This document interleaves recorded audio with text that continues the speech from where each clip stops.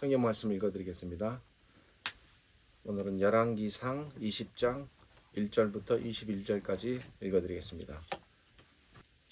아람 왕 베나닷이 그 군대를 다 모으니 왕 32인이 저와 함께 있고 또 말과 병거들이 있더라.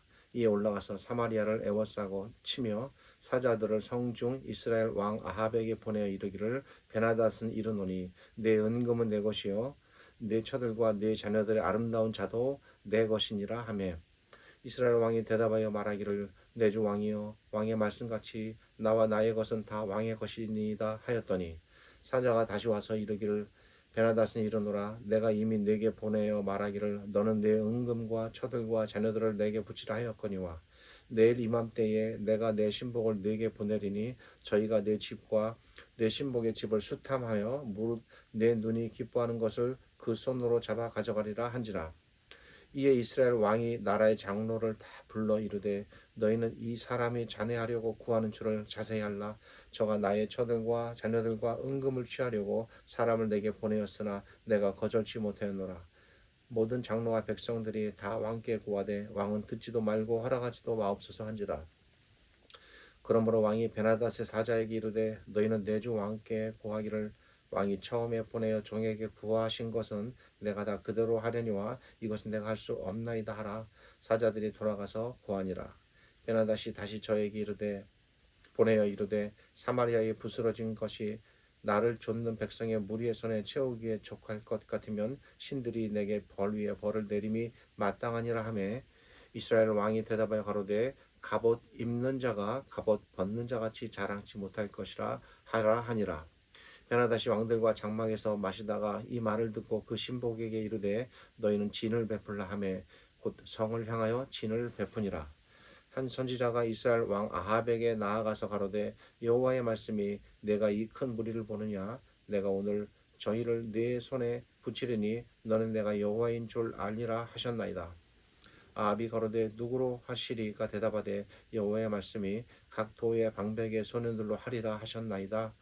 아합이 가로되 누가 싸움을 시작하리이까 대답하되 왕이니이다. 아합이 이에 각 도의 방백의 소년들을 계수하니 232인이요 그 외에 모든 백성 곧 이스라엘의 모든 자손을 계수하니 7,000인이었더라. 저희가 오정에 나가니 베나닷은 장막에서 돕는 왕 32인으로 더불어 마시고 취한 중이라.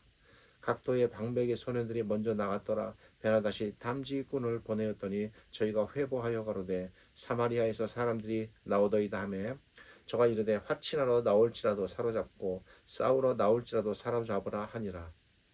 각 도의 방백의 소년들과 저희를 좇는 군대들이 성에서 나가서 각각 적군을 쳐 죽이매 아람 사람이 도망하는지라. 이스라엘이 쫓으니 아람 왕 베나닷이 말을 타고 마병으로 더불어 도망하여 면하니라. 이스라엘 왕이 나가서 말과 병거를 치고 또 아람 사람을 쳐서 크게 도륙하였더라. 지금으로부터 약 2800여 년 전 현재의 시리아에 해당하는 당시의 아람이라는 나라가 이스라엘을 쳐들어왔습니다. 이때의 아람 나라의 왕은 베나닷이라는 사람이었습니다. 혹 성경학자들은 이 베나닷이라는 이름이 당시 아람 왕 어떤 한 개인의 이름이 아니라 아람의 왕들 전체를 나타내는 이름, 말하자면 애굽의 바로라고 할 때 바로가 어떤 개인이 아니라 애굽의 왕들을 우리가 바로라고 부르는데 그런 것이다라고 말하기도 합니다. 하여튼 아람의 베나닷이라는 왕이 수없이 많은 군사를 이끌고 북이스라엘, 그러니까 이스라엘이 둘로 나눠졌습니다. 남쪽 유다, 북이스라엘. 근데 북이스라엘을 쳐들어왔습니다. 이때의 왕은 그 유명한 아합이라는 왕이었습니다. 당시 베나닷은 이 전쟁을 위해 주변에 자신과 동맹 관계에 있는 왕들 32명, 그러니까 엄청난 연합군을 형성한 겁니다. 왕들 32명과 함께 그들의 군대들까지 동원하여 이스라엘을 침범해 왔습니다. 당시 이스라엘이 아람 왕 베나닷의 군대 그 나라 하나조차도 감당하기 힘들었을 것인데 베나닷이 동맹국 32국의 군대들까지 그 왕들과 함께 동원해서 왔으니 그 규모와 위세가 얼마나 컸겠습니까? 이러한 사실을 1절에 알려줍니다. 1절은 베나다시 이렇게 대규모의 군대를 이끌고 와서 당시 이스라엘의 수도인 사마리아를 에워쌌다고 말합니다. 얼마나 쳐들어온 군대의 수가 많으면 성 하나 전체를 이렇게 통으로 다 에워쌌겠습니까? 웬만한 사람 같으면 그 광경만 보고도 벌써 마음속에 항복하려는 마음이 생겨났을 것입니다. 이때의 북이스라엘에는 아합이라는 사람이 왕으로 있었습니다. 베나닷은 이스라엘의 수도 사마리아를 포위했습니다. 그리고는 이스라엘의 사자들을 보내어 아합을 협박하며 항복을 권유합니다. 베나닷은 아합에게 속한 것은 은이든 금이든 아합의 아내, 처든 자식이든 막론하고 모두 다 차지하리라 라고 소리칩니다. 베나닷의 말을 전해 들은 아합은 차라리 베나닷이 원하는 대로 다 들어주고서라도 어차피 전쟁은 이길 수 없는 전쟁이니 차라리 항복하는 게 낫겠다라는 생각을 할 수밖에 없었습니다. 왜냐하면 이 전쟁은 해보나 마나 승패가 너무나도 뻔한 군대 수라든지 전력이라든지 모든 면에서 너무나 차이가 크게 나는 전쟁이었기 때문에 항복할 수밖에 없다고 판단한 것입니다. 이 아합은 은금과 처자들뿐만 아니라 그리고 아합 자신까지도 저도 왕 베나닷 당신의 것입니다 라고 말할 정도로 완전히 납작 엎드린 겁니다. 베나닷에게 완전 항복의 뜻을 밝힌 겁니다. 아합이 이렇게 말하자 베나닷은 이 말을 듣고 여기서 만약에 받아들였으면 어떤 일이 벌어졌을지도 모르는데 두 번째 더 큰 요구들을 합니다. 자기 사자들을 또 보내 은금과 처자와 이번에는 모든 이스라엘의 재물들까지 전부 다 차지하겠다라고 말합니다. 이렇게까지 베나닷이 재차 요구하며 그 요구를 점점 확대시키자 아합의 마음속에 약간의 갈등이 생겼습니다. 고민 끝에 이스라엘의 장로들을 다 모았습니다. 아합은 그동안 베나닷이 자기에게 이스라엘의 은근과 그리고 처자들을 요청한 일과 그리고 자기가 그 요청을 들어주겠노라고 말했던 일들을 전부 다 장로들에게 말했습니다. 그리고 장로들의 의견을 물었습니다. 그런데 어쩐 이유였는지 장로들은 절대 항복할 수 없습니다. 우리가 죽더라도 끝까지 싸웁시다. 결사항전을 주장한 것입니다. 아합은 장로들의 의견을 또 무시할 수가 없었습니다. 이 아합이 어떤 성격의 소유자냐면 태생적으로 굉장히 유약한 왕입니다. 누가 이렇게 말하면 그쪽에 귀 기울이고 누가 이렇게 말하면 이쪽에 귀 기울이고 부인이 뭐라 그러면 또 이세벨의 말을 따라서 또 이렇게 하고 엘리야나 엘리사 선지자가 또 뭐라 그러면 또 그것도 또 들어주고 그러니까 중심이 없는 왕이에요. 그러니까 장로들이 밑에 수하 신하와 장군들이 다 반대하니까 또 그걸 못 이기는 겁니다. 그래서 베나닷의 사자에게 네가 처음에 일부 요구한 것은 내가 들어줄 수 있었으나 지금 이렇게까지 요구한다는 것은 제가 들어줄 수 없습니다 라는 간접적인 항전의 뜻을 밝힙니다. 사자의 보고를 받은 베나닷은 몹시 분노했을 것입니다. 분노했습니다. 이에 베나닷은 이스라엘에 남은 것은 하나도 남기지 않고 재도 남기지 않고 모조리 멸망하겠노라고 전쟁을 선포합니다. 베나닷의 소식을 들은 아합은 11절에서 도대체 어떤 용기에서 이런 말을 아합이 하게 되었는지는 참 저도 알기 힘듭니다만 이런 말을 합니다. 갑옷 입는 자가 갑옷 벗는 자 같이 자랑치 못할 것이다. 이 말은 이스라엘의 히브리 속담인데 갑옷을 입고 전쟁에 나가려는 자가 갑옷을 입는다는 것은 전쟁에 나간다는 겁니다. 그런데 갑옷을 벗는다라는 것은 그 전쟁에서 이기고 돌아왔을 때 갑옷을 벗게 되는 겁니다. 그러니까 갑옷을 입는 자가 전쟁을 하기도 전에 갑옷을 벗는다는 것은 갑옷을 입고 전쟁에 나가려는 자가 전쟁을 하기도 전에 마치 전쟁에서 이기고 돌아와서 갑옷을 벗는 자처럼 미리 장담하여 큰 소리 친다는 겁니다. 이해가 되시죠? 어떤 일을 시작하기도 전에 이미 자기가 그 일을 다 이룬 것처럼 큰 소리 친다는 것을 나타내는 히브리식 속담입니다. 우리말 속담으로 표현하면 길고 짧은 거는 대봐야 한다. 싸워보지 않고 어떻게 알겠느냐, 이런 말이 되겠습니다. 결과가 어떻게 될지 알지 못하는데 네가 그렇게 큰 소리 치지 마라 라고 아합이 말한 겁니다. 그리고 이때 하나님께서 보내신 한 선지자가 나타났습니다. 이제 여기서부터가 하나님의 개입입니다. 이 선지자는 하나님께서 아람 왕을 아합 왕에게 붙이실 것이다 라고 말하였습니다. 그러므로 주저하지 말고 두려워 말고 전쟁에 임하라고 말했습니다. 자, 이제 아합이 꼬치꼬치 하나님께 어떤 방식으로 전쟁을 진행해야 될지 또 구하게 됩니다. 그러니까 이런 면들을 보면은 아합이 그렇게 하나님을 반대하고 우상을 섬기는 그런 왕이었나 싶을 정도로 또 이런 면모를 보입니다. 아합 왕이 누가 전쟁에 먼저 나가면 좋겠습니까? 라고 묻게 됩니다. 선지자는 각 도에서 싸움에 전혀 경험이 없는 소년들, 그러니까 지금으로 말하면 아주 신참들입니다. 그런 사람들을 뽑아서 군대로 세우라고 말합니다. 이게 무엇입니까? 전력으로 승부하지 않겠다는 겁니다. 하나님께서. 그러자 아합이 그러면 누가 먼저 전쟁을 시작해야 되겠습니까? 그랬더니 이스라엘이 먼저 공격을 시작하라고 말합니다. 선지자의 말을 들은 아합은 선지자의 말대로 각 도읍에서 전쟁의 경험이 없는, 요즘으로 말하면 총 잡는 법도 제대로 모르는 사람들, 소년들을 모았는데 그 숫자도 고작이야 232명이었다고 여기 분명히 기록합니다. 이렇게 구체적인 숫자를 기록했다는 것은 기록자의 의도가 있는 겁니다. 이 전쟁이 결코 군력이나 국방의 힘으로 이기는 전쟁이 아니었음을 처음부터 알려주는 겁니다.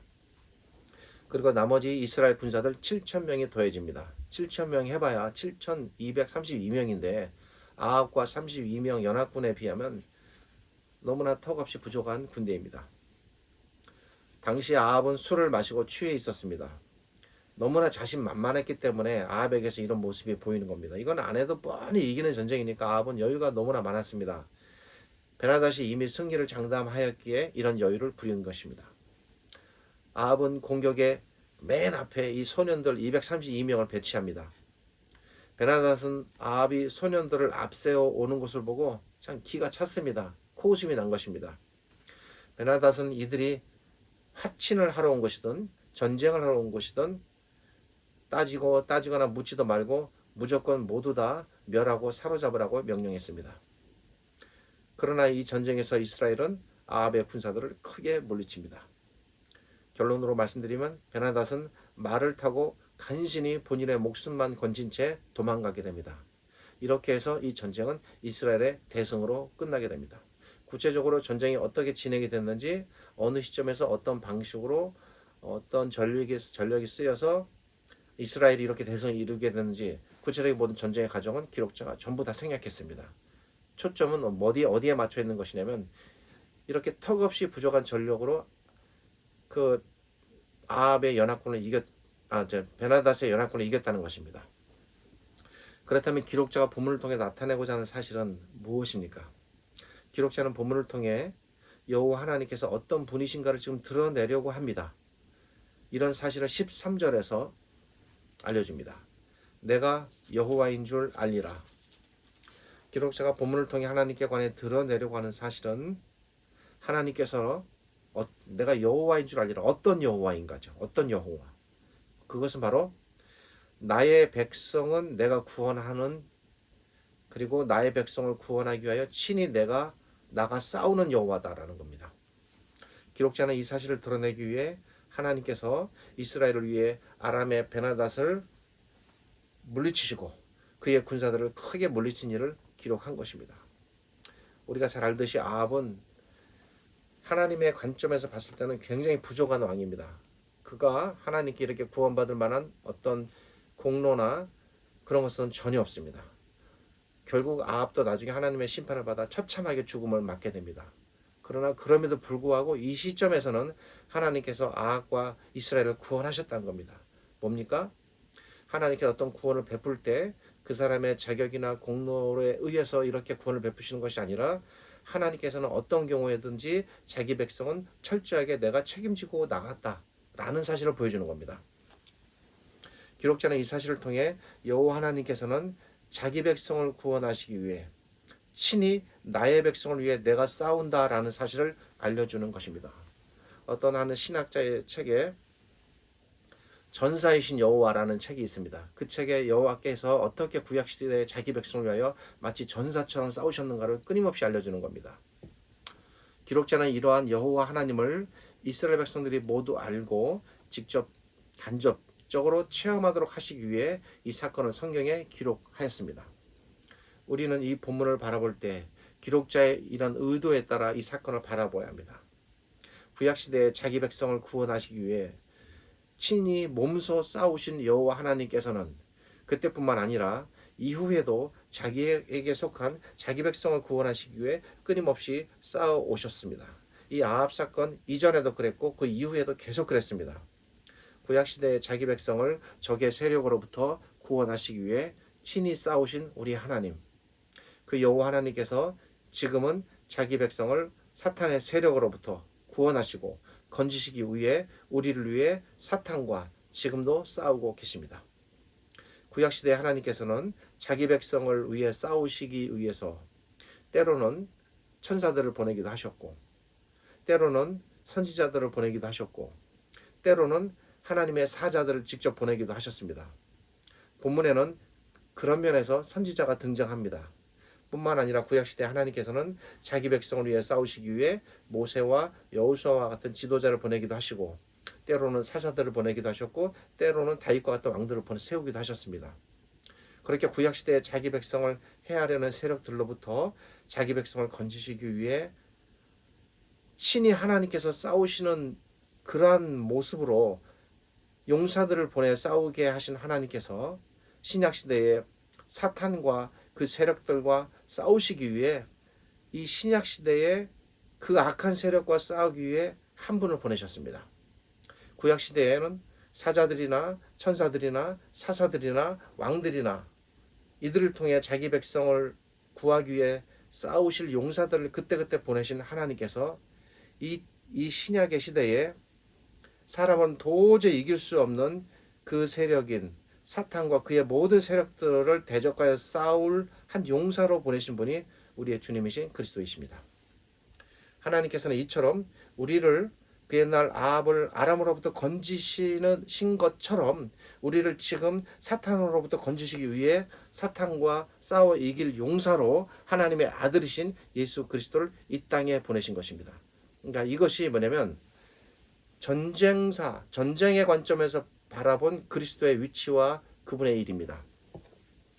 하나님께서는 이미 세우신 계획을 따라 마침내 자기 아들이신 예수 그리스도를 이 땅에 보내셔서 사탄의 모든 세력을 물리쳐 이기게 하시고 자기 백성을 그 아람의 소나기에서 건져내신 것처럼 사탄의 소나기에서 건져내신 겁니다.